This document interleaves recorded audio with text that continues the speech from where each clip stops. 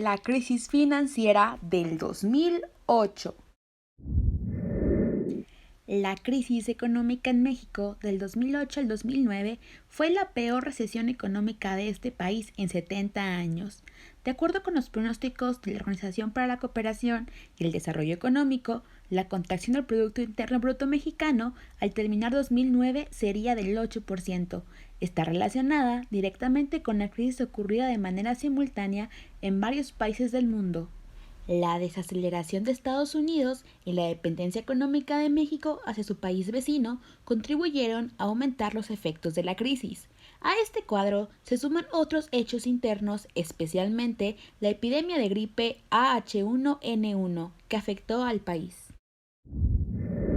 A lo largo de 2008, el peso mexicano se vio sometido a sucesivas devaluaciones que le llevaron a perder alrededor del 50% de su valor frente al dólar estadounidense. Esto ocurrió durante la crisis financiera mundial, que entre otras cosas implicó la quiebra de numerosas instituciones bancarias. Las más importantes ocurrieron en Estados Unidos. En México los inversionistas comenzaron a adquirir grandes cantidades de dólares. Al aumentar la demanda de la divisa estadounidense, el peso se devaluó, y en diciembre de 2008 la depreciación del peso mexicano alcanzó 26.7% con una cotización de 14 pesos por dólar.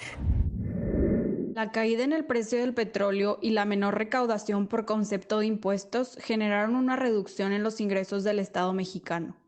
Habiendo menos dinero disponible en las arcas nacionales, la Secretaría de Hacienda y Crédito Público dio a conocer la decisión del Gobierno de la República de recortar el presupuesto público en 35,000 millones de pesos. A este recorte presupuestal se sumó un segundo reajuste por 50,000 millones de dólares al presupuesto de egresos de la Federación. De acuerdo con las declaraciones de Carstens, 78% del importe del reajuste afectaría al gasto corriente del gobierno y el 22% restante se aplicaría sobre el rubro de inmuebles, muebles y obra pública. Desde que se dio a conocer el primer reajuste presupuestal, se anunció que esta medida no afectaría los programas sociales del gobierno. Sin embargo, en los días siguientes, la crisis financiera del Estado mexicano alcanzó a dos áreas directamente implicadas en el bienestar social. Primero, la crisis impactó a las universidades públicas y más tarde tocó al sector salud.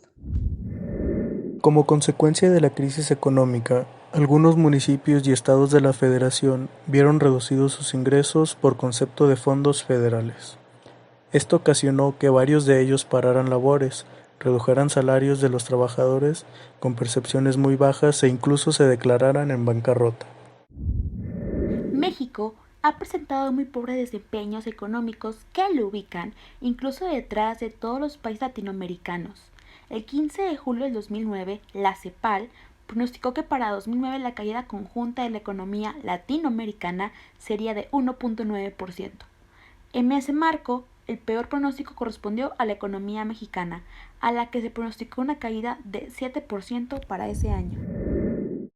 En el mes de julio de 2008 se observó un repunte del desempleo abierto en la República Mexicana, cuando el indicador dio 4.15% de la población desempleada. En julio de 2009 la tasa ya alcanzaba 6.12%. Este aumento de la desocupación abierta en el país ha afectado principalmente a las mujeres. La crisis económica en México ha incrementado el número de personas que viven en la pobreza en este país. De acuerdo con la encuesta nacional de ingreso y gasto de los hogares, realizada por el INEGI en 2008, el ingreso de los sectores más pobres de la población ha disminuido, en comparación con el ingreso de los segmentos más favorecidos. Lamentablemente, un legado de la crisis del 2008 para México y otros países fue un aumento de la desigualdad. El uso del mecanismo de compras de deuda pública que utilizaron varias economías y la disminución de las tasas de interés fue la medida que usaron los países, empezando por Estados Unidos. Esto para estimular sus economías, lo que provocó un enriquecimiento de unos cuantos. Según el economista Gabriel Casillas, esto benefició a los que tenían una posición en bonos, que normalmente son las clases altas, aumentando su riqueza, dice el doctor en economía. Los efectos también se sintieron en México.